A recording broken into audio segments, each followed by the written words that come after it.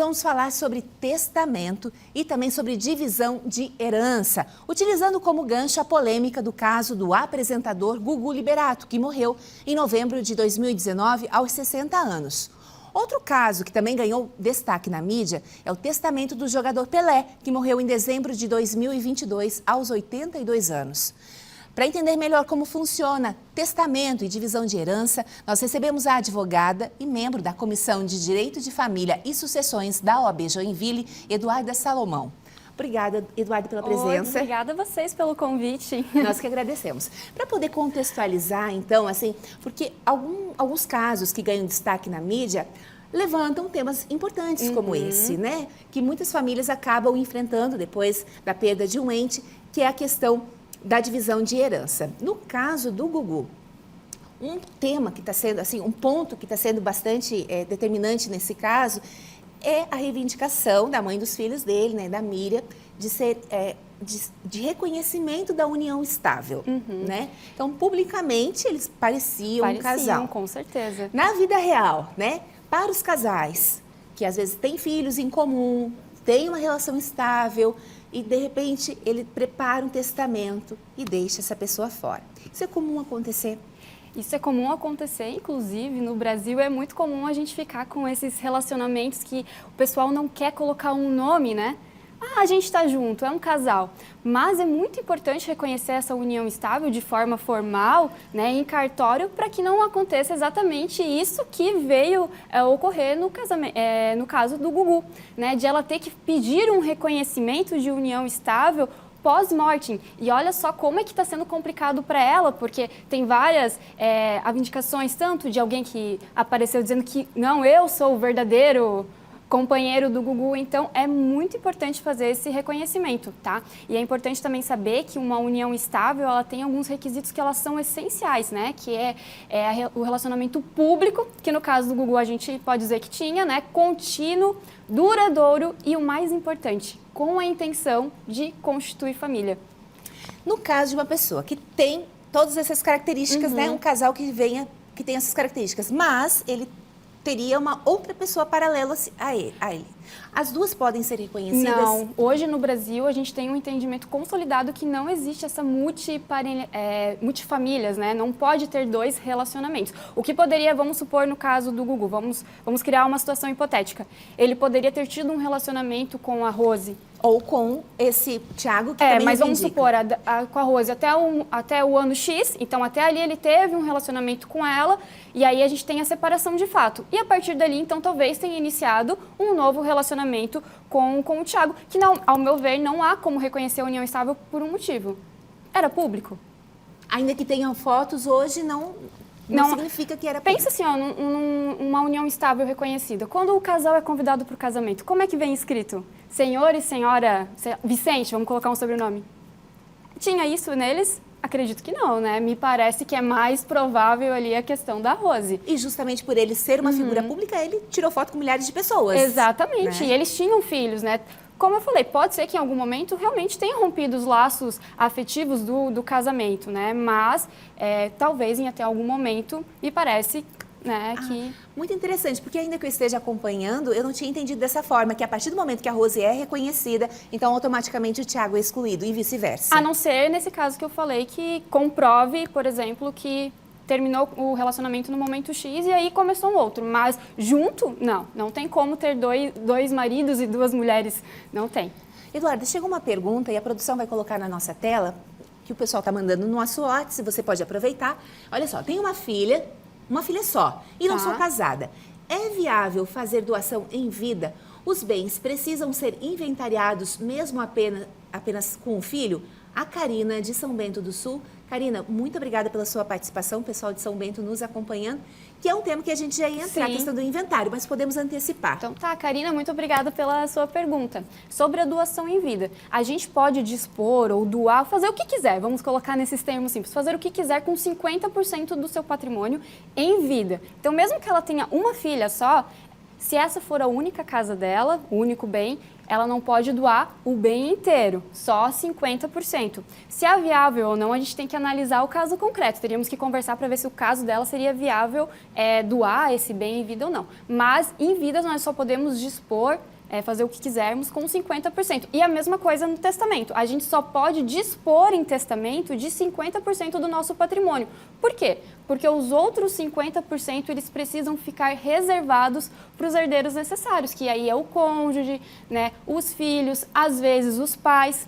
Né? Então, esse 50% que a gente chama de legítima no mundo jurídico, precisa ficar reservado para os herdeiros necessários. Muitas vezes a gente questiona as leis, né, que são frias, mas essa é uma forma de preservar, exatamente, de proteger, de né? proteção os herdeiros. Exatamente. Já que entramos na questão do inventário, então isso diz respeito mais à questão da família do Pelé, né? Porque o Pelé acabou se casando 3 vezes em vida e teve vários filhos. Sim. Até a última filha foi reconhecida, né, por força jurídica, através de tudo mais. Mas um dos filhos está reivindicando, e isso está, digamos assim, atrasando o processo, ser inventariante. Como é que funciona essa questão, assim, digamos, com os filhos que são legítimos e, às vezes, com filhos que não foram reconhecidos? Vamos por partes, tá? O inventariante, ela é uma figura que representa a pessoa falecida, o de cujos, dentro do processo de inventário. Então, a função dela vai ser administrar os bens, prestar conta no processo para o juiz, enfim, vai fazer toda aquela administração. Se precisar vender um imóvel por conta de dívidas, o inventariante é o responsável. E não necessariamente é alguém da família. Não filho, necessariamente, esposa. Mas o nosso Código Civil, ele estabelece uma ordem, que é o cônjuge, o herdeiro, o filho, que tem posse de algum dos bens que está dentro do inventário, ou o herdeiro que não tem posse. Então, esses são os 3 primeiros. Não é uma ordem que necessariamente precisa ser seguida, mas ela acaba sendo seguida. E o cônjuge, ele acaba sendo um inventariante natural. Então, via de regra, o cônjuge, se ele está dentro das suas capacidades mentais, não tem ali um processo de interdição, de repente, né? Ele vai ser o inventariante, a não ser, claro, que fique comprovado que ele cometeu alguma fraude, que ele não prestou conta direito, que ele omitiu algum bem dentro do inventário. Daí, nesse caso, poderíamos trocar. E no caso da família do Pelé, está acontecendo isso, porque existe, né, uma viúva, existe que era casada, reconhecida como esposa, e o Edinho, o filho que era jogador de futebol, agora reivindica isso. Então, isso acaba atrasando o processo, Sim, né? tem muitos inventário judicial, quando a gente fala que normalmente aquele que é litigioso, que tem briga, se arrasta. Se arrasta e muitas vezes acontece isso, ele não está prestando conta direitos, o inventariante não juntou ali os extratos, a venda do imóvel, e aí vai arrastando. Mas no caso do Edinho, né, eu fui até dar uma olhada, pelo que eu entendi, até a esposa agora, depois de tanta briga para andar, ela fez uma petição pedindo que fosse retirada como inventariante, mas aí o processo está correndo em segredo de justiça e não vamos saber o desenrolar dessa história.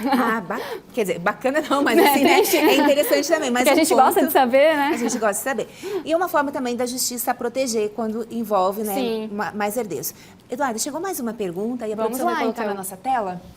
Quando um casal se une com o propósito de criar uma família com evidências de fotos, comprovando uma relação, já não é considerado uma união estável? Solange Nunes de Barra Velha perguntando, mas de certa forma já tinha respondido. Mas é importante explicar de novo, né? Solange, sim. Mas é importantíssimo a gente fazer esse reconhecimento. Se vocês são um casal, que vocês têm uma família, por que não reconhecer essa união estável? Você que atua diretamente, o que o pessoal costuma alegar para não fazer? Eu acho que é comodidade. A gente já aquele negócio, já estamos juntos, já juntamos as escovas, todo mundo nos conhece como casal, por que ir lá? Vai gastar dinheiro. É só um formalismo, mas é um formalismo importantíssimo, na verdade, né?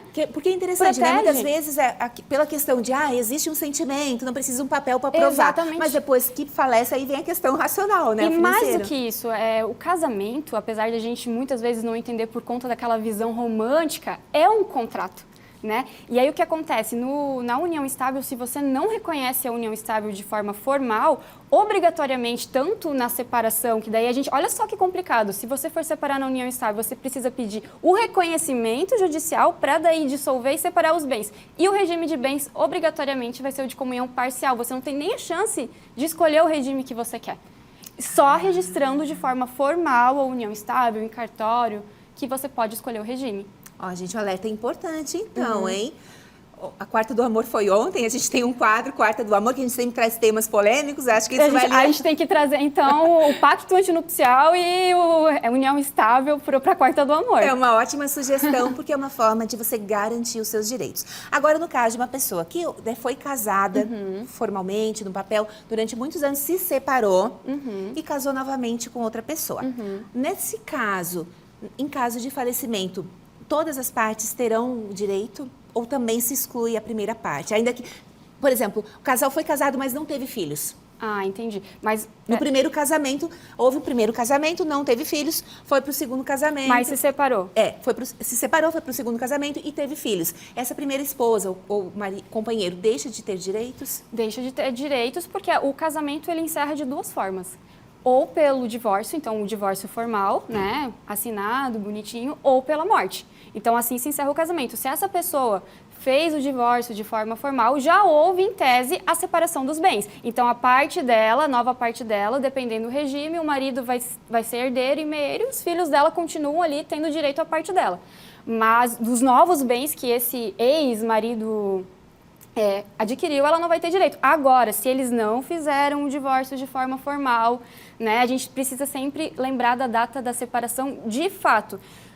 Mais ou menos o dia que a pessoa sai de casa. Ah, saí de casa, então marcou ali a data de separação de fato. A partir dali, tudo que ele adquirir não entra mais no patrimônio que era então do casal. Só vai haver ali o direito de herança até o momento da separação de fato.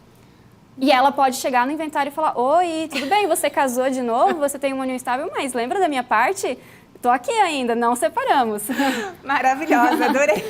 Eduarda, assim, ó, é faca na borda, como se diz. Eduarda Salomão, muito obrigada pela sua presença. Adorei. Né? Nós também adoramos a sua fala, né? Porque assim, a gente sabe que a linguagem jurídica também, às vezes, deixa a gente um pouco confuso, porque a lei, ela existe justamente para nortear. Sim. E existem interpretações, né? O caso do Gugu, imagina, inúmeros advogados envolvidos e todos tentando utilizar o argumento certo. Isso que a gente não falou das porcentagens, que eu achei que a gente ia conversar, eu falei, meu Deus, traz um quadro com uma caneta para eu explicar para essa mulher, porque é complicadíssimo. Então, né? Porque é uma grande fortuna, aí ele deixa parte para os filhos, mais para os sobrinhos. Para os sobrinhos, e não entrou arroz no testamento.